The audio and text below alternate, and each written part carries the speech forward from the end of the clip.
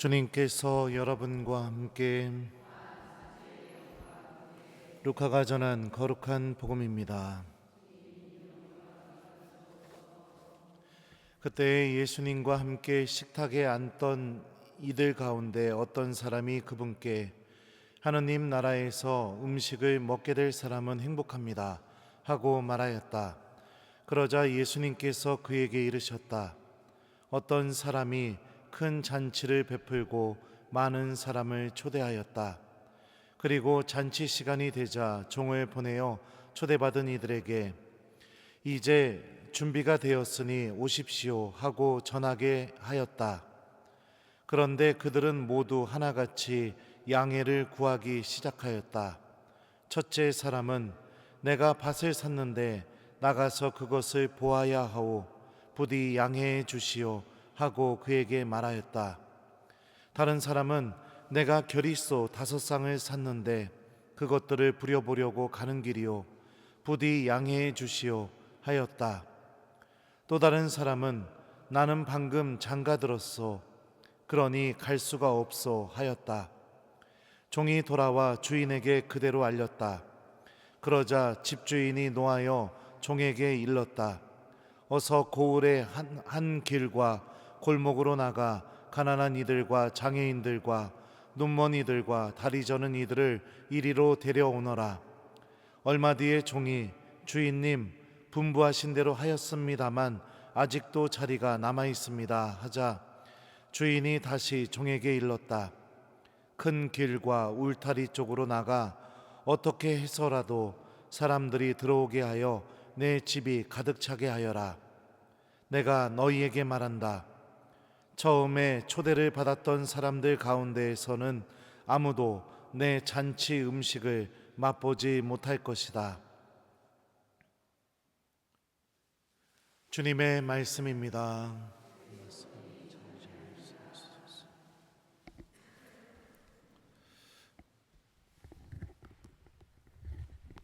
오소서 성령님, 어떻게 해서라도 사람들을 들어오게 하여 내 집이 가득 차게 하여라. 안녕하세요. 오늘 순례 어때요? 오늘까지? 좋아요. 네. 만약에 안 왔으면 여러분들이 지금 느끼는 거 느낄 수 있을까요? 그죠? 네. 베드로 대성당이 뭐 어떤 의미인지, 또 바오로 사도의 참수터가 어떤 의미인지, 아시시에서 그 펼쳐진 그 자연의 아름다움을 보면서 프란치스코 성인께서 태양의 창가를 부르게 된 거, 그게 왜 그렇게 나왔는지, 또 우리가 지금까지 오면서요, 또 돌로미티 이 자연 풍경을 보면서 하느님께서 세상을 얼마나 아름답게 창조하셨는지 이런 거 하나도 모를 겁니다. 그죠? 그리고 하나도 모르고 그렇게 살다가 삶을 마치겠죠.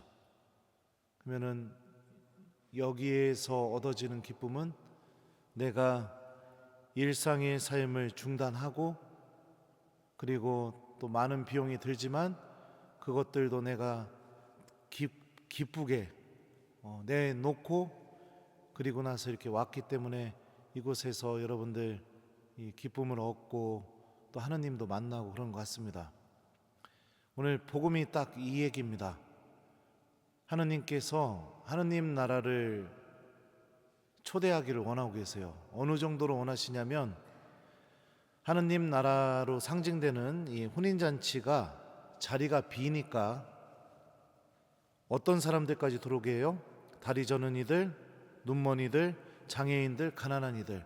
세상에 어떤 부모가 혼인잔치에 가난한 사람들, 장애인들, 눈먼 이들, 다리 저는 이들까지 오게 할 부모가 어디 있겠습니까? 그죠? 그런데도 자리가 안 차니까 어떻게 해요? 어떻게 해서라도 사람들을 들어오게 하여 내 집이 가득 차게 하여라. 그러니까 하느님께서는 어떻게 해서라도 우리 모두가 당신 나라에 들어오기를 바라신다는 게 오늘 복음의 중요한 메시지입니다. 어떻게 해서라도요. 그런데 중요한 건 뭐냐면 처음에 혼인잔치에 초대받은 사람들, 다시 말하면 구원을 약속받은 사람들의 태도를 한번 보죠. 첫째 사람은 내가 밭을 샀는데 나가서 그것을 보아야 하오. 부디 양해해 주시오. 밭을 샀어요.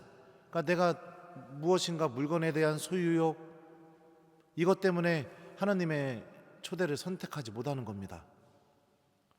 두 번째 사람은 어떻게 할까요? 내가 겨리소 5쌍을 샀는데 그것들을 부려보려고 가는 길이요. 부디 양해해 주시오. 소를 샀으니까 소를 내 마음대로 막 해보고 싶은 거예요. 내 권력욕, 내 힘, 과시욕, 뭐 이런 것 때문에 하느님의 초대에 응답하지 못하는 거죠. 그리고 마지막 사람은 어떡할까요? 나는 방금 장가 들었소. 그러니 갈 수 없소. 사랑과의 관계.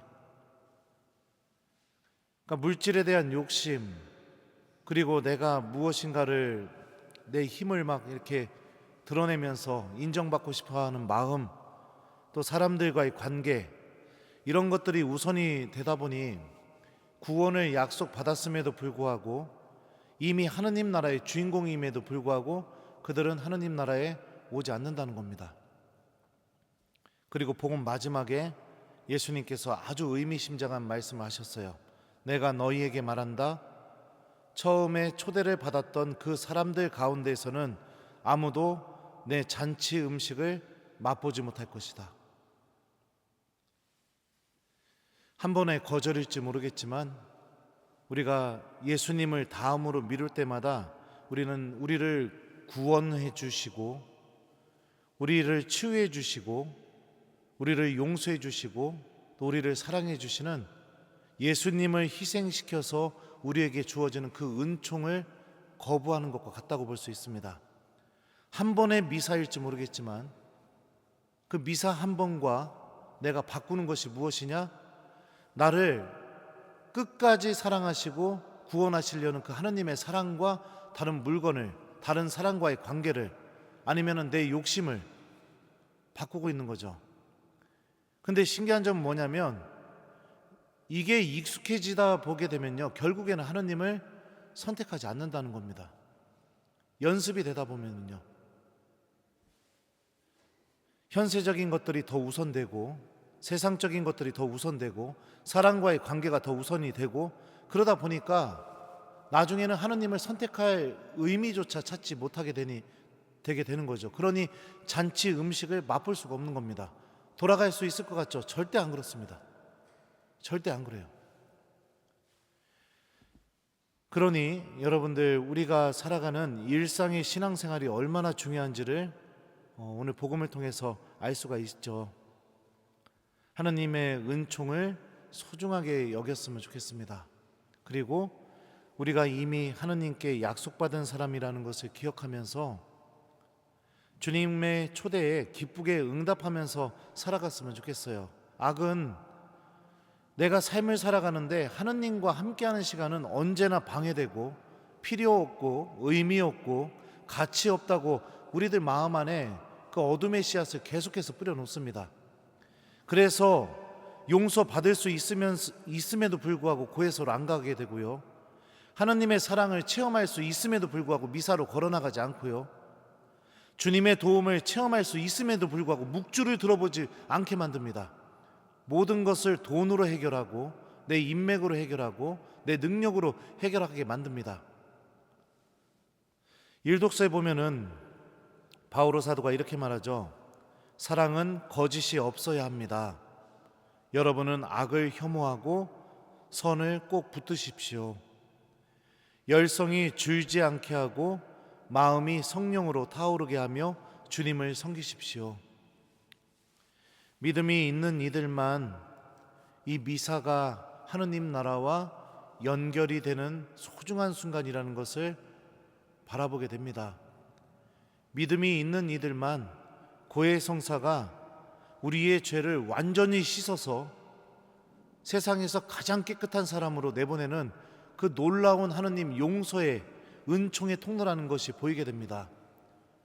믿음이 있는 사람만 기도가 우리와 함께 계시는 하느님과의 만남이라는 것을 바라보고 깨닫게 해주게 되죠. 마찬가지입니다.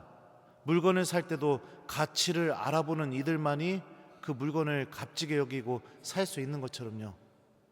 자매님들 좋아하는 비싼 명품백, 저는 그거 봐도 그게 하나도 좋은 건지 그게 왜 비싼 건지 하나도 몰라요. 왜요? 가치를 알아보지 못하니까. 근데 가치를 알아보는 이에게는 이게 너무나 소중하고 비싸고 비싼 돈을 들여서라도 소유하고 싶은 그런 마음이 드는 것처럼요. 세상적인 것들의 가치를 알아보는 거에 너무 익숙해져 버렸어요. 영적인 가치에도 그 소중함을 알아보는 그런 능력을 우리가 길러야겠죠. 그거는 신앙생활을 통해서 길러지게 됩니다. 내가 신앙생활을 어떻게 하고 있었는지, 그리고 나의 신앙생활이 하느님께서 주시는 그 영적인 가치, 하느님 나라, 하느님의 구원, 이것을 알아보고 또 힘을 길러내고 있는 신앙생활인지, 아니면 신앙생활을 통해서 또다시 세상적인 것들 그거 붙잡기 위해서 예수님께 떼쓰고 있는 그런 신앙생활인지 한번 오늘 복음을 통해서도 성찰해 보면 좋을 것 같습니다. 하느님에 대한 사랑을 잃어버리게 되면 여러분들 다 잃어버린 겁니다. 부부나 연인 관계가 사랑을 잃어버리게 되면 모든 것을 잃어버린 것처럼요. 사랑하지 않으면 나타나는 현상들이 있습니다. 함께 있고 싶지 않아요. 대화하고 싶지도 않아요. 무엇인가를 주고 싶지도 않아요. 내 것을 포기하고 싶지도 않아요. 양보하고 싶지 않아요. 희생하고 싶지 않아요. 사랑하지 않게 될 때 나타나는 현상이죠. 하느님과의 관계도 한번 잘 생각해 보셨으면 좋겠습니다. 그리고 우리가 이 순례 여정을 통해서 우리를 사랑해 주고 계시고 어떻게 해서든지 한 사람이라도 당신 나라로 들어오게 하시려는 그 하느님의 사랑을 깨닫고, 그래서 다시 고국으로 돌아가게 되었을 때 이곳에서 봤던 풍경들, 성당 건물들 이것만을 막 이야기하고 자랑하는 신앙인이 아니라 그 순교자들을 죽음으로 이끌 수밖에 없었던 그 순교자들의 사랑이 내 안에 박혀 있게 되고, 그 세상을 이렇게 아름답게 창조해 주신 그 하느님의 그 사랑이 내 가슴 안에 박혀 있어서 우리가 주님에 대한 믿음을 내 입으로 더욱더 고백하고 그분의 말씀을 더욱더 소중하게 여기는 그런 사람이 될 수 있도록 우리 지향 갖고 하느님께 도움 청하면서 이 순례 여정을 계속해 나갔으면 좋겠습니다. 중요한 사실은 뭐냐면요, 하느님은 여전히 내가 하느님 나라에 오기를 바라고 계시다는 사실입니다. 그리고 그 하느님 나라로 가는 그 방법은요, 일상의 삶 안에서 하느님부터 선택하는 연습을 통해서 익혀지게 된다는 사실이죠. 그래서 오늘 숙제는 순례하시면서 여러분들 하느님을 잃어버리지 않는 순례가 되기, 이거를 숙제로 드립니다. 그래서 껍데기는 순례인데 내용을 들여다보면 관광인 경우가 많이 있습니다. 그래서 우리 기도하게 될 때 기도말 좀 마음속으로 이렇게 생각하면서 이렇게 기도하는 그런 오늘 순례를 보내면 좋을 것 같아요. 나를 끝까지 붙들고 하느님 나라로 데리고 오고 싶어하는 그 하느님의 마음을 오늘 순례하면서 꼭 만나고 내가 하느님을 먼저 선택할 줄 아는 그분의 자녀가 되는 은총을 오늘 하루 얻게 되는 그런 순례가 되었으면 좋겠습니다. 어떻게 해서라도 사람들을 들어오게 하여 내 집이 가득 차게 하여라. 아멘.